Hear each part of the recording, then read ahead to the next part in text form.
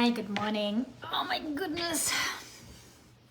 I am coming to you with a topic that I thought I discussed with one of my clients the other day, and I thought it would be also great to bring it on here. And my corporate laptop makes a lot of big noises, the fan, so I'll put it down so that it doesn't disturb the life today, the quality of the life. So I hope you're well. I have a bit of a sore throat. I have it actually since yesterday. I'll take this off right now. You're alive. Gets a bit too hot. Okay. So I would love to introduce you to these two types of reactivity that has a huge influence in your personal life and in your business life. And it has something to do with the masculine and feminine energy and the dysfunction of both. And to me, this topic is super, super important. I had both in my life, both dysfunction of my feminine and masculine. And I will give you some more details about what I mean. Just I want to preface this topic a bit. And that is why it is so dear to me and to teach my clients about that, make them aware of this. And in fact, whatever you do in your business and in your personal life, it is all about having the awareness and getting to know yourself on such a deep level that you can shed lights on those parts, or like on the shadowy parts, right, that are running the show for you, that unconsciously run the show for you, that keep you small, that keep you stuck, that keep you from, playing out full, that keep you from playing in the zone of genius, that keep you in this comfort zone. They just keep you there for very good reasons, for very good intentions, right? And I do parts work in my work, in my coaching a lot, because it is such a beautiful way how to get to know yourself so much better. So your mind, or I see it even more holistically, like your whole body, your whole being consists out of a plethora of different parts. And those parts you created in early childhood. These are usually parts that got out of your wholeness because they had to protect you. They had to take on a role so that you emotionally, physically survived parts of your childhood, phases of your childhood, or your entire childhood. And those parts are very innocent, but they are very much burdened to keep you alive. And we know that in the areas that you live, I do hope, and for most of us, and I know we are all very privileged, to the ones that I'm speaking right now, we are very safe physically. We have our basic needs covered, and we are living a life that we can deem as privileged and safe. So that's why those parts are not the most helpful when we let them run the show for us. And one of the reasons they're running this show for you, so they blend in with this self energy. So when you are born, or when you're in the womb of your mother, you are just one energy, and that's pure love. That's how you were created in the first place, and that's actually the energy that you are in. So this is the self energy, the energy that is very, very compassionate towards yourself, towards other people, that is very confident, that's very calm, that's very clear, and that is everything that we long to be. And then in the womb of your mother, it already starts with the heartbeat of your mom, with the blood pressure, like with everything that's happening inside of your mom. These are this vibrational frequency that you in the womb already get laid upon. That's how you already start to feel, viscerally feel what's going on without obviously cognitively understanding it. So And then when you're born, the first thing that you are able to do is to emote, to feel. That's how the first few years of yours have been, been for you. You're just an emotional being. And then obviously we start cognitively to develop, our brain grows, and then obviously at the age of 6, 7 in school, right, we get mentally trained and conditioned. And even though the conditioning starts before already in our parents' house, but then emotions and the way how you feel doesn't matter as much anymore. If a baby cries, is angry, is upset, or if it is very happy, that does matter. But if you are older, it's something that doesn't matter as much anymore, because it's not deemed as okay, right? Very often we learn in early childhood not to show emotions because it's something that we get told off, that we get actually punished for.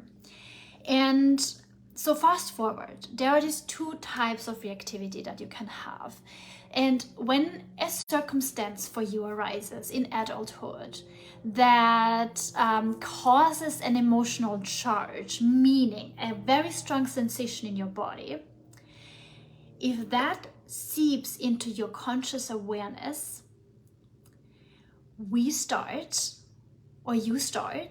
I start to feel uncomfortable with this emotional charge, with this discomfort it causes us.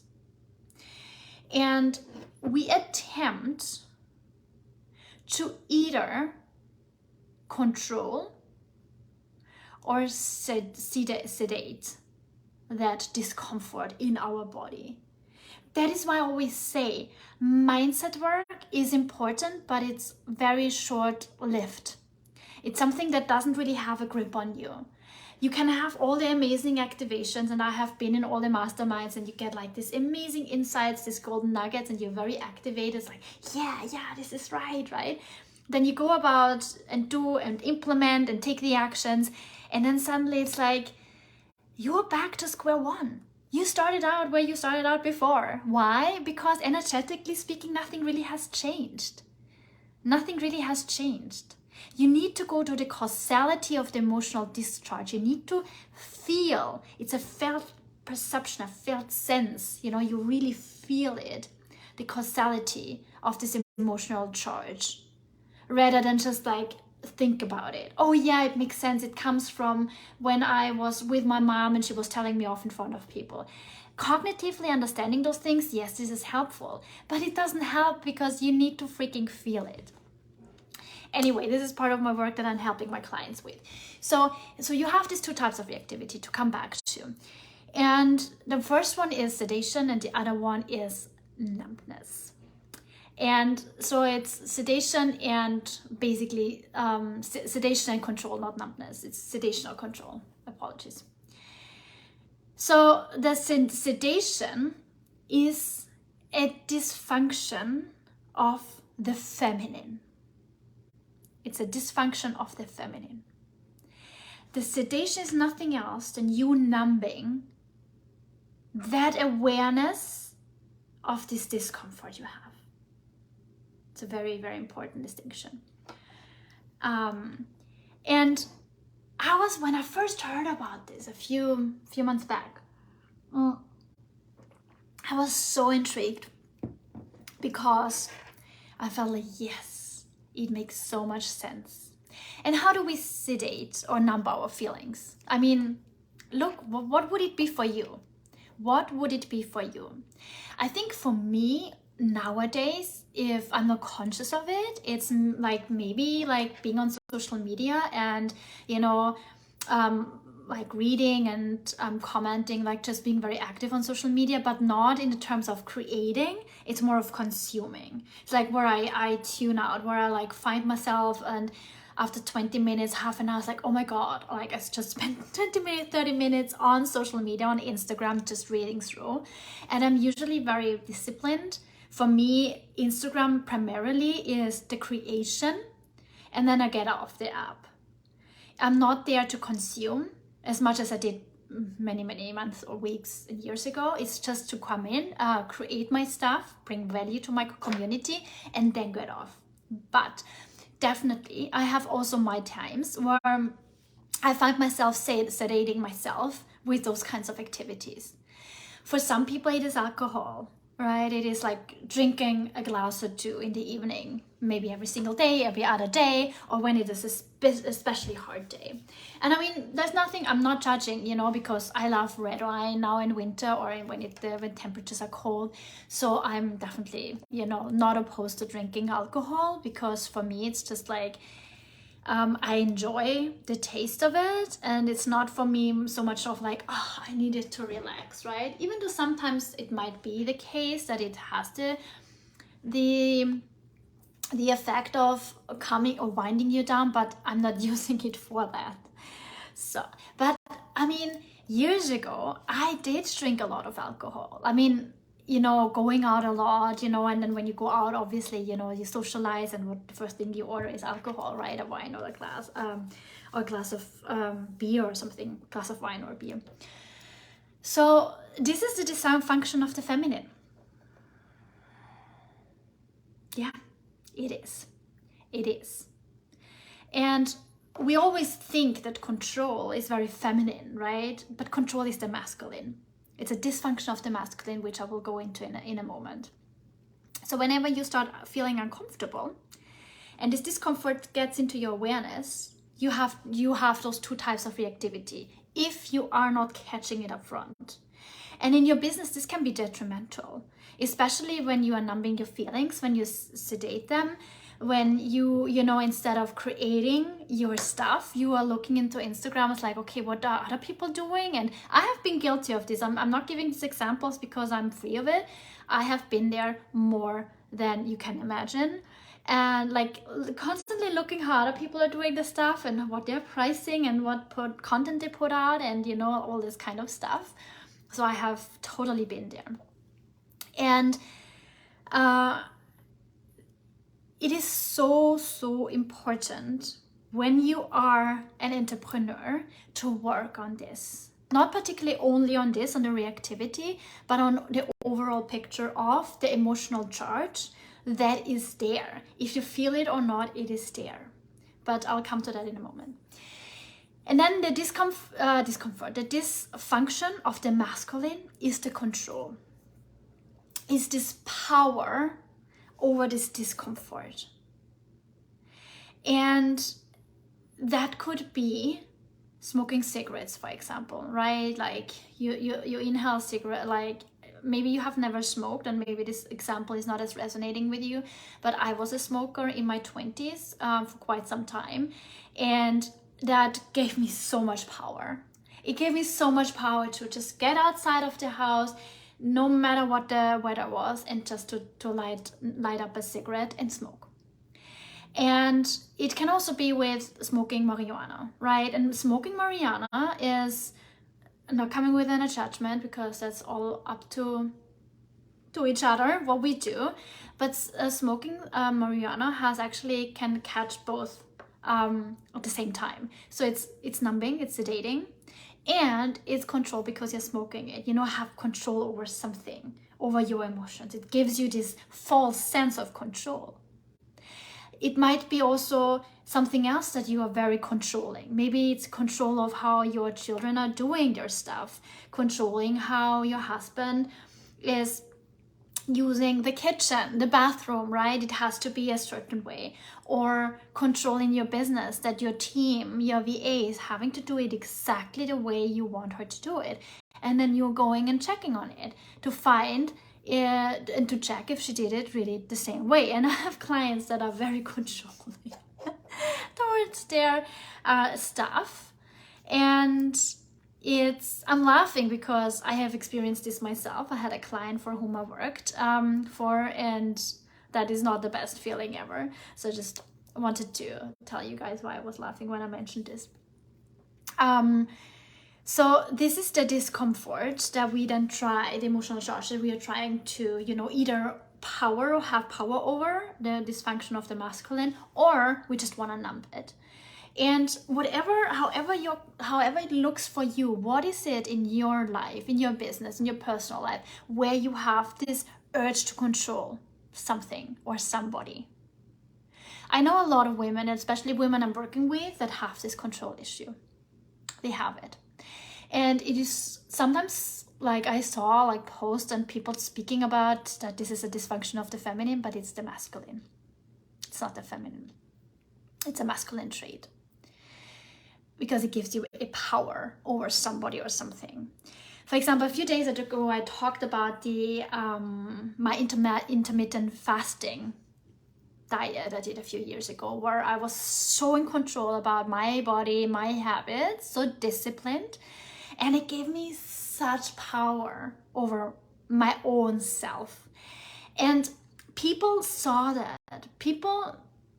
Some people admired that even. And it gave me even more power because they saw how disciplined I am. And it mirrored to them how disciplined they were not. Most of the people back then were not as disciplined as I am.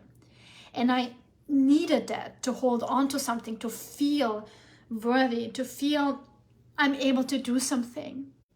Just because I had this emotional charge in my body that I wasn't even aware of, but that was feeling so uncomfortable that unconsciously I had to control it in a way.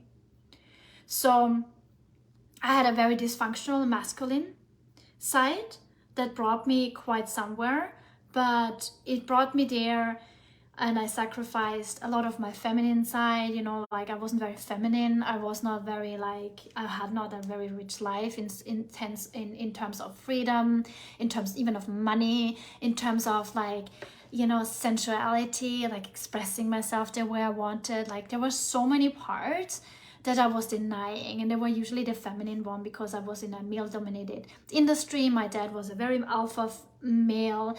He was a very important part of my life and still is. And I have brothers, so everything in my life was very masculine, and everything in my life that was feminine, like my mom, she was a housewife, I saw for very, very long time as very weak. Until I started to heal my mother wound and saw how fucking powerful my mom is. She just didn't have what I have or what you have. The tools, the methods, the coaches, the programs, the books, the knowledge, the wisdom, the experience to work through whatever was happening in her emotional world. So these are the two types that I wanted to teach you today. I mean, rather not like teaching, but that I wanted to convey to you, just because my clients, and I had just this conversation with my clients the other day where this was very true for her. And another client, she's so in her dysfunctional masculine, and when she started working with me, she really thought that this is it. She didn't even she was so afraid to give it up, because she was like, no, if I give it up, I will not be as successful anymore, right? I will lack something. So we had to do a lot of work on the fear of letting go, like feeling the discomfort, because she was armoring herself with all the walls of, you know, being the strong, hyper independent woman, and then suffering behind the scenes, and in every coaching session, letting it all out, because it was the only safe space that she had.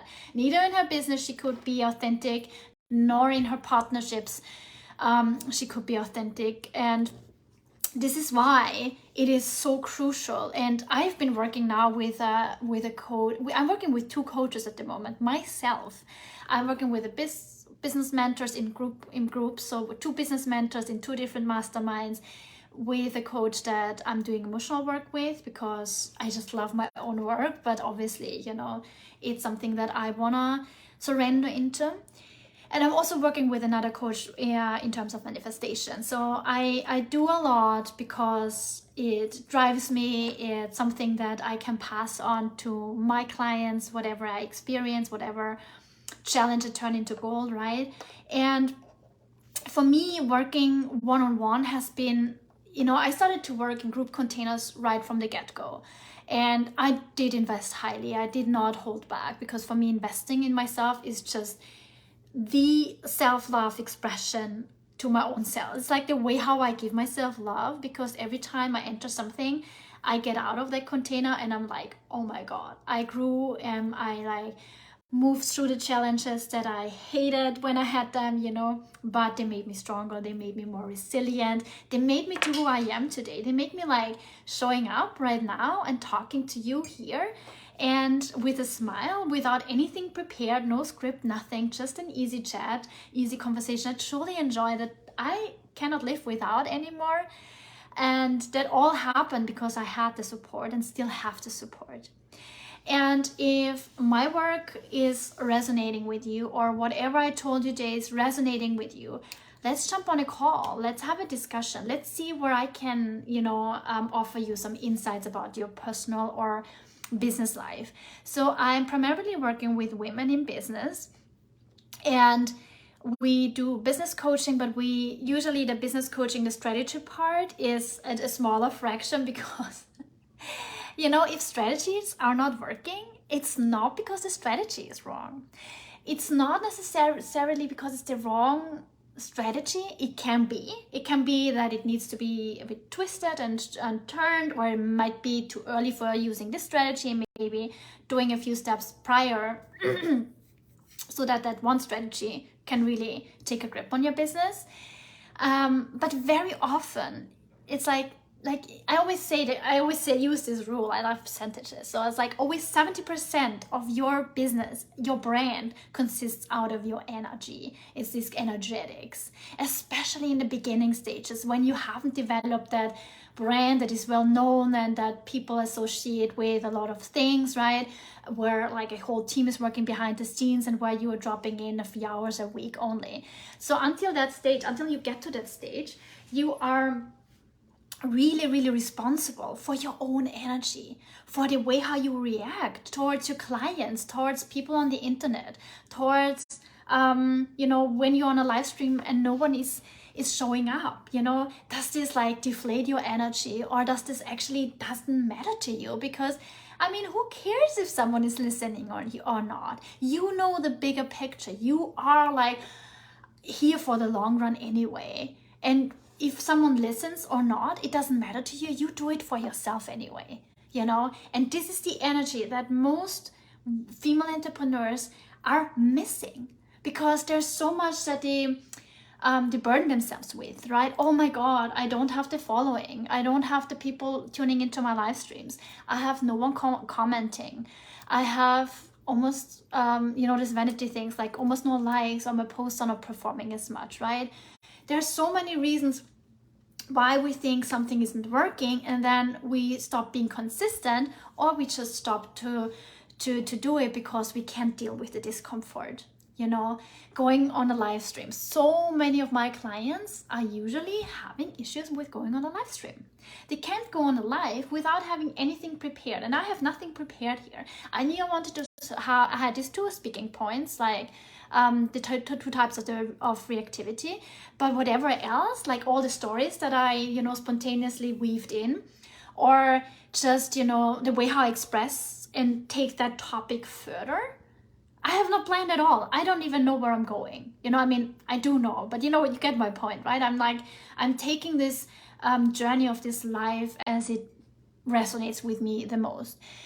And all I can feel is deep satisfaction, deep fulfillment to speak here, to have this freaking opportunity in the first place. 15 years ago, we wouldn't have had this. 10 years ago, and life wasn't like at all something, right? Maybe it existed, I don't even know. Not for sure, not on Instagram, that I know for sure. I don't know how it was for Facebook, but we have everything possible in just a button away from us. Also the strategies you can learn, and excuse me if I say that, you can learn strategy from, I don't want to use the word, but like from a coach that learned it from another coach, right? That's not a biggie. Teaching strategy isn't much of a biggie, especially if you have done the strategy yourself and maybe made that strategy your own because you twisted and tweaked it with experience and wisdom you got out of the results when you applied the strategy, right? Lots of my mentors learned strategies from their mentors, but they applied it to their own business, and how they teach it is sometimes just doesn't even resemble what they got taught previously.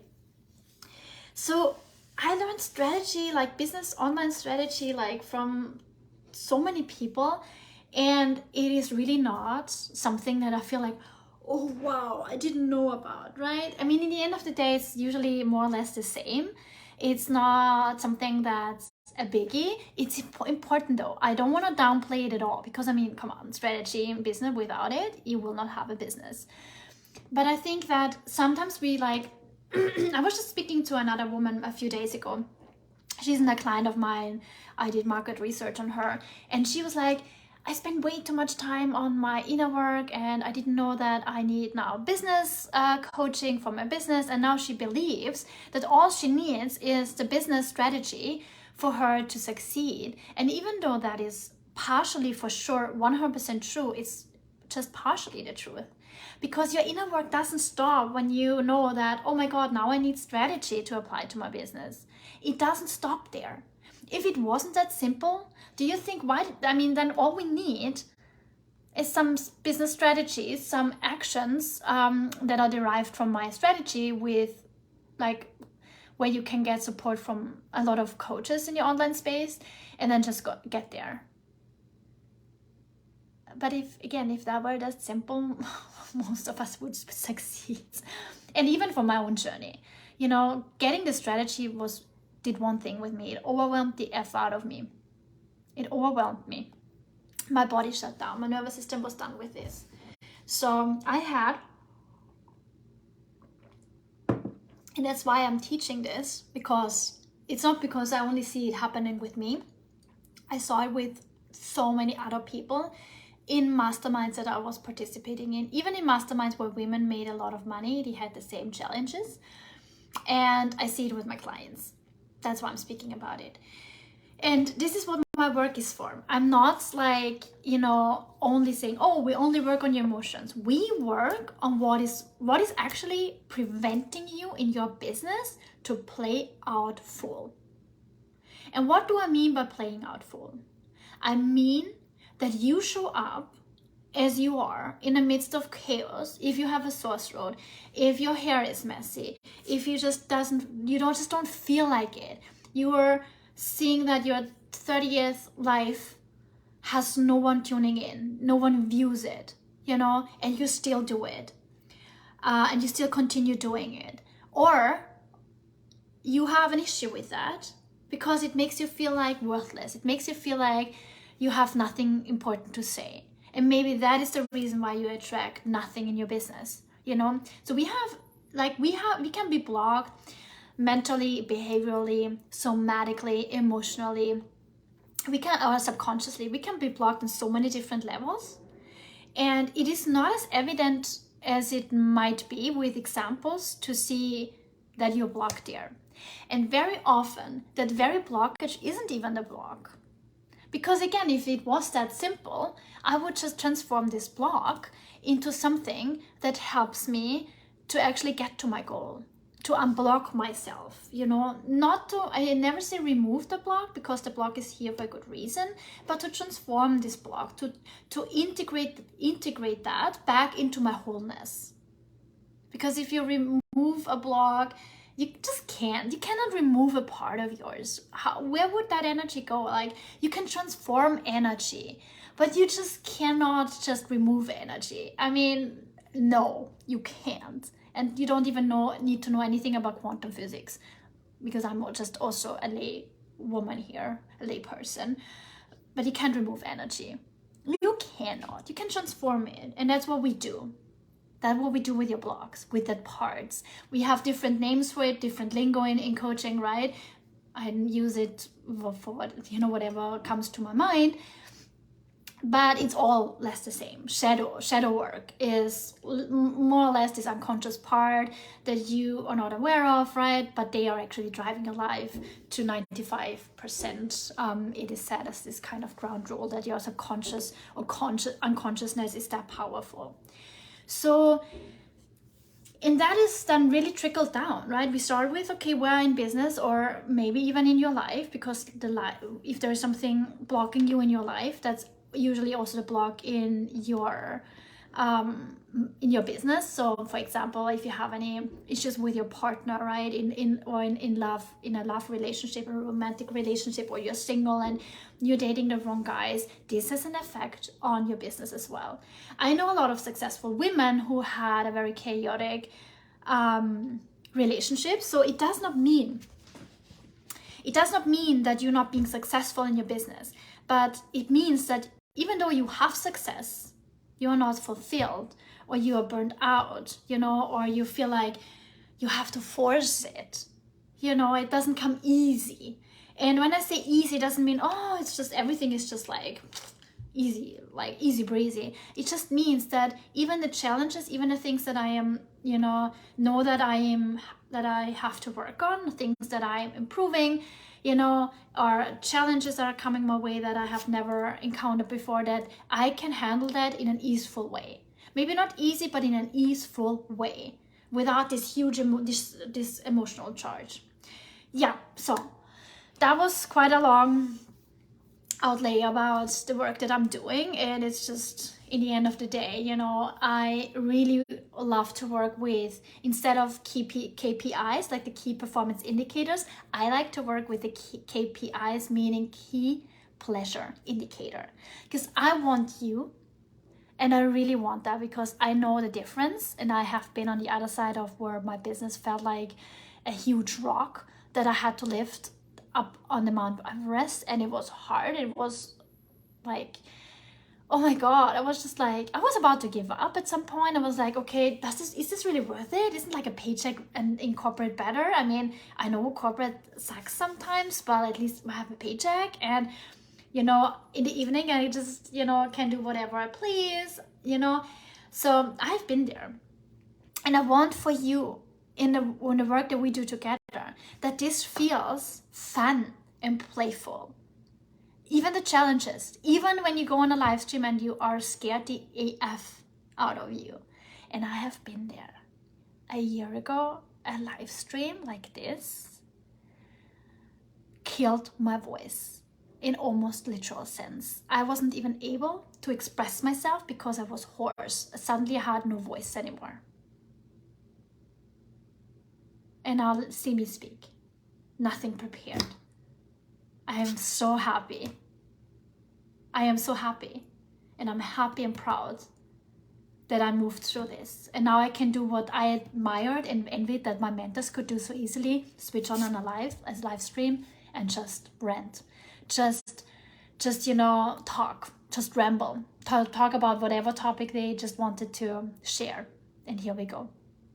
So, if that is resonating with you, if you feel like there's anything that you want to have support with, especially with the discomfort that comes up for you in your business, let's jump on a call together. Let's see where there is the block, where you feel that this is what drains kind of the pleasure out of my business. Because again, I want you to come from the key performance indicator to the key pleasure indicator, so that your business feels easeful, even though it is challenging and even though it's alright. So yes, so thank you so much for joining today. And hi Stephanie, nice to meet you here, good to have you, and see you tomorrow on the next live stream. And if there's any questions you have, just send me a DM or comment below. Have a wonderful rest of your day for most of you, and I wish you a life of peace and plenty. Talk to you tomorrow. Bye my loves.